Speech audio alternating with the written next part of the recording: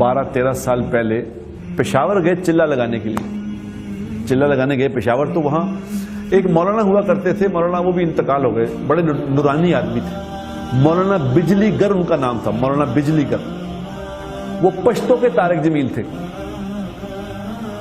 اتنے مشہور تھے، جس طرح مولانا طارق جمیل صاحب مشہور ہیں اس طرح وہ پشتوں میں مشہور تھے،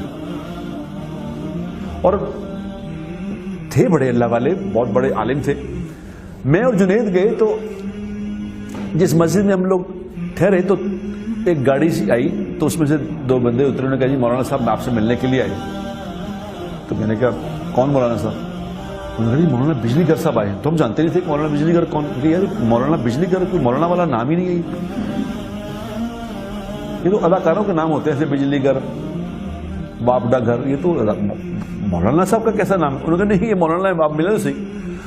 مولانا صاحب اس پہ بیساکھیوں سے تشریف لے آئے، تو بڑے مزاحیہ آدمی تھے، بڑے ماشاءاللہ ان کا سینس آف ہیومر بڑا زبردست تھا۔ تو آگے مجھے کہنے لگے دیکھو بات سنو بھائی، تم امیر ہو جماعت کے؟ میں نے کہا جی میں امیر ہوں۔ انہوں نے کہا دیکھ یہ تیرے ساتھ جنید جمشید ہے اور تو جماعت کا امیر ہے، تو بھی کسی زمانے میں شعبہ میں ہوتا تھا؟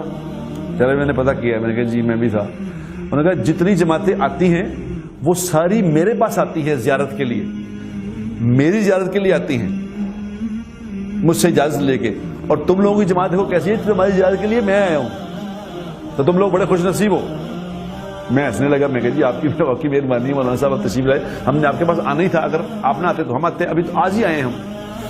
تو خیر ہمارے پاس آ کے بیٹھ گئے، تو یہ کہنے لگے تمہیں 2 واقعات سناؤں تمہارے ایمان کو تازہ کرنے کے لیے۔ میں نے کہا کہہ رہے یہاں ایک رحمان بابا ہوتے تھے، رحمان بابا، وہ آج سے کوئی 300-350 سال پہلے انتقال ہو گئے تھے۔ میں کہا جی وہ عالم تھے؟ میں کہا نہیں عالم نہیں تھے، سخی آدمی تھے، لوگوں کے بڑے مال تھا ان کے پاس، لوگوں کی خدمت کیا کرتے، لوگوں کو خوب پیسہ لوگوں کو دیتے تھے۔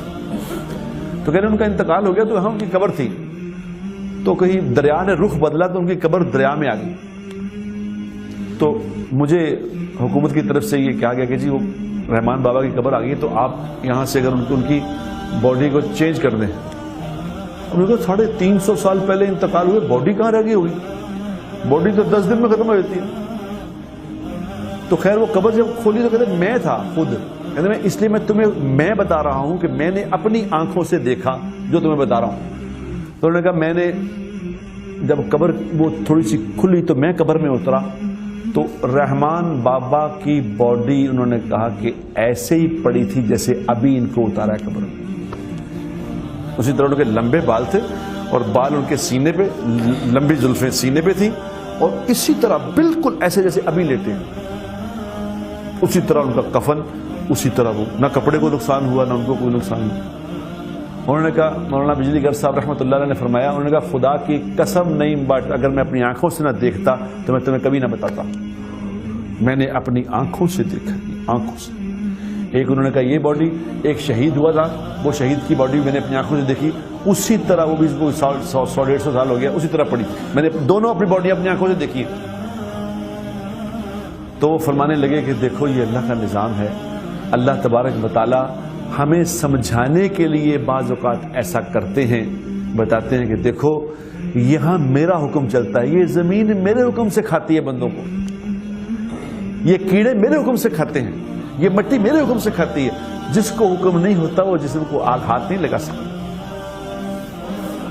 یہ تو عام لوگوں کی باتیں ہیں میرے دوستوں، یہ عام لوگ